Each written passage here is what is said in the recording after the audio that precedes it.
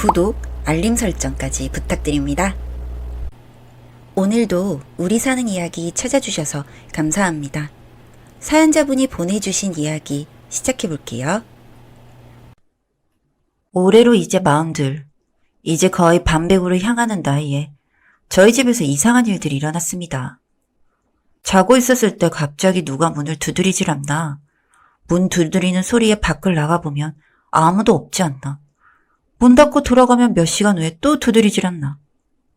처음에는 누군가가 장난으로 행한 일인 줄 알고 별 생각 없이 아무렇지도 않게 넘어갔지만 그게 며칠 동안 지속되니 문득 무서워졌습니다.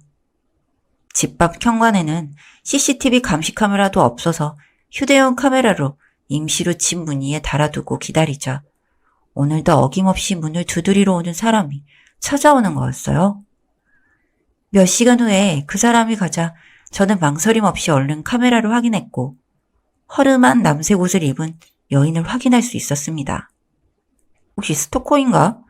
하는 생각이 들었지만 제가 누구에게 보여줄 만한 외모를 가진 것도 아니고 좋은 배경도 남들이 없는 특기 또한 없었어요. 한마디로 평범한 민간인.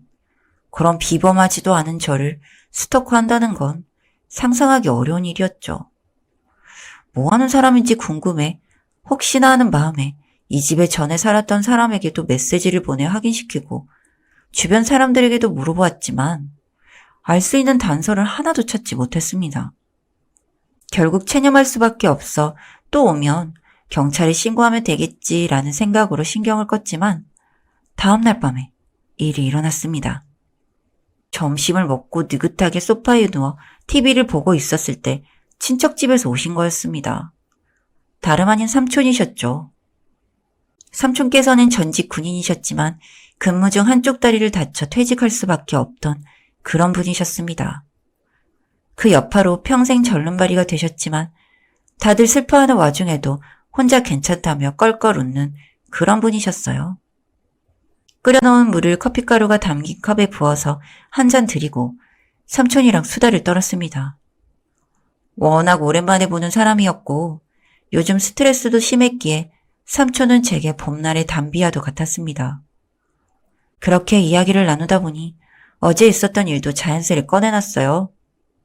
삼촌은 매우 의아해하면서 관심을 보이자 저는 찍어놓은 사진을 보여주며 혹시 아는 사람이냐고 물어봤습니다.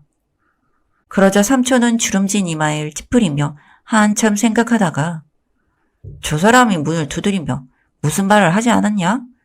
예를 들어 쓰레기랑 관련된 말을 하거나 라고 물어보자 저는 고개를 절레절레 저었어요. 삼촌이 무언가를 알고 있는 것 같아 재차 물어봤지만 삼촌도 기억이 안 난다며 생각나면 연락을 주겠다고 말한 후 떠나버렸습니다.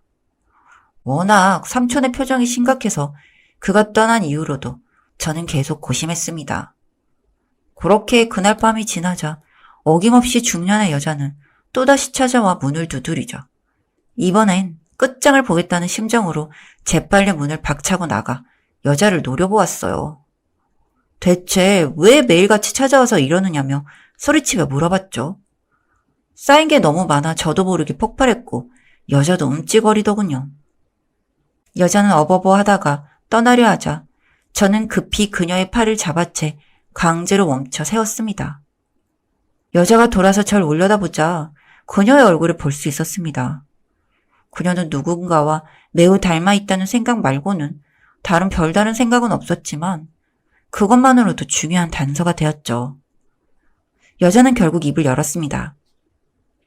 혹시 김설문네 집이 임마 맞는가요? 여자는 말을 매우 더듬었고 호흡이 불안정해 보였습니다. 하지만 말 속에 있는 내용을 파악하자 생각을 달리했죠. 김설문은 제 아버지였으니까요. 워낙 갑작스러운 말이라 제가 얼어붙어 있자 여자는 슬픈 낯빛으로 뒤돌아서 터덜터덜 걸어가기 시작했습니다. 마치 다른 곳을 알아보러 가는 것 같은 그런 발걸음이었습니다. 저는 다급하게 걸어가 그녀를 멈추게 했고 집으로 이끌며 네, 맞아요. 들어오세요. 라는 말에 침울했던 여자의 표정은 점점 경악으로 물들어갔고 이내 환희가 그곳에 자리 잡았습니다. 중년의 여성을 집으로 안내한 뒤 집 문을 닫자 여자는 엉거주춤하게 신발을 벗어던지더군요. 여자는 양말을 신고 있지 않아 신발을 벗자 맨발이 드러났습니다. 그녀의 발은 군데군데 붓고 터져 있었어요. 그런 시퍼런 발을 보자 저도 모르게 안타까운 시선을 보내며 의자에 앉기를 권유했습니다. 그런데 웬일인지 여자는 의자에 앉기를 거부했고 선체로 대화를 하자는 말에 어쩔 수 없이 예의상으로 저도 일어서서 대화할 수밖에 없었습니다. 처음에는 좌절한 질문부터 시작하려고 했지만 여자가 한 말에 저는 이내 질문할 정신머리조차 남기지 못했습니다. 저는 김설문 씨 아내가 될 사람이었어요. 라고 자신이 어머니라 주장했으니까요. 듣는 순간 뒤로 자빠질 뻔한 몸을 간신히 지탱하며 자리에 앉아버렸어요. 네? 라는 반문이 절로 나가버렸고 여자는 신경 쓰지 않고 말을 계속 이어나갔습니다. 28년 전 가정 형편이 어려워 어쩔 수 없이 그 사람에게 시집가야 했었어요. 김설문 씨는 3년 후로 결혼식을 잡아뒀고 왜 하필 3년 후냐라는 말에 대답을 거부하며 저를 데리고 집에서 버티기만 했죠. 그러다 몇 달이 지나 아이를 가진 저는 어떻게 결혼하기도 전에 아이를 가질 생각을 했냐며 그를 탓하며 엉엉 울자 귀찮다며 병원으로 보내버렸더라고요. 여자의 말에 이상한 점을 느낀 저는 문득 질문을 던졌습니다. 저희 아버지는 재혼자가 아니에요. 24년 전 처음 결혼해서 절 낳았는데 지금 그쪽이 무슨 말을 하고 있는지 알고 계신가요? 2년 후 저를 바다로 밀어 떨어뜨렸으니까요. 여성이 한 말이 더욱더 제게 충격적으로 다가왔습니다. 내 아버지가 범죄자였다니. 도저히 납득할 수 없는 한편 도저히 범죄와 아버지의 연관점을 찾을 수 없었습니다. 일평생 죄를 한 번도 지어본 적 없던 양반이 이런 중죄를 숨기고 있었단 말인가? 중년의 여자는 말을 이어나갔습니다. 간신히 목숨을 건졌지만 저는 반평생의 기억을 잃었고 그것들을 찾아가는 과정에서 10년을 소모했습니다. 더군다나 중국 어민에게 건져진 저는 장기가 몇 개 뜯겨져 나가는 계약서를 쓰는 대가로 그 뒤의 삶을 연명해 나갈 수 있었습니다. 그리고는 여자가 자신의 품에서 사진 몇십 장을 한 대다 묶어놓은 문금에 고무줄을 풀며 그 속에 담겨져 있는 사진들을 제게 펼쳐 보이며 설명을 이어나갔습니다.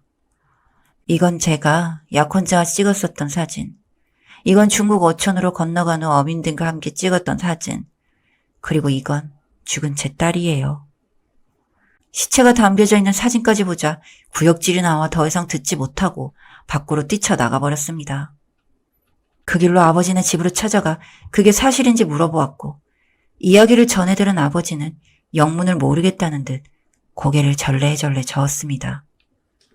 곁에 있었던 어머니도 무슨 말도 안 되는 소리냐며 자신은 남편 곁에서 30년 넘게 있었는데 그런 여자는 생전 처음 들어본다고 말했고요.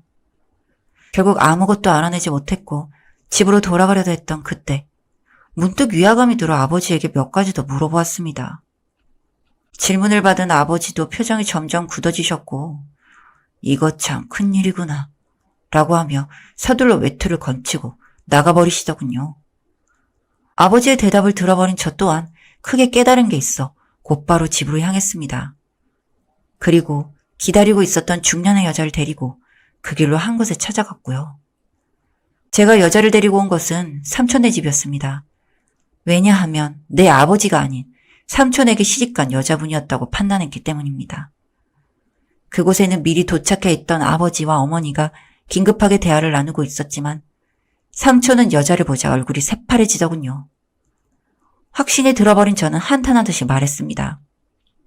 삼촌이 어렸을 때 철이 없어 자주 자신과 닮은 아버지의 신분증과 지갑을 들고 나가셨어요.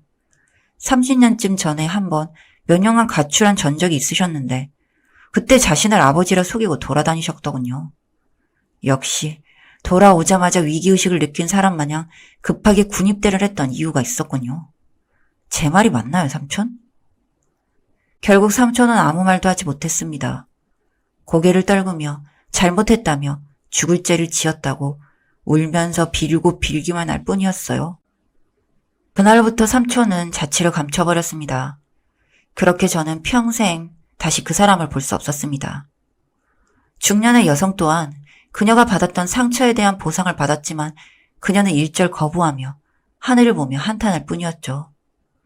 자신은 그저 자신의 반평생을 짓밟아버린 그 남자가 아직도 잘 살고 있을까라는 생각이 찾아다녔다며 이제 더 이상 아무것도 필요 없다며 어딘가로 걸어가 버리더군요. 전 그 사람을 잡을 수도 없었습니다. 그리고 종적을 감춰버린 여자는 다음날 산에서 목을 매단 채 이 세상 사람이 아닌 채로 있었고 수사를 마친 경찰들은 행여자로 확인하고 그렇게 처리를 해버렸습니다. 정말 이 글을 쓰면서도 소름이 돋습니다. 어떻게 이런 일이 일어날 수 있을까 하고 말이죠. 제 기가 막힌 이야기 들어주셔서 감사합니다. 사연은 여기까지였고요. 우리 사는 이야기 시청해주셔서 감사합니다.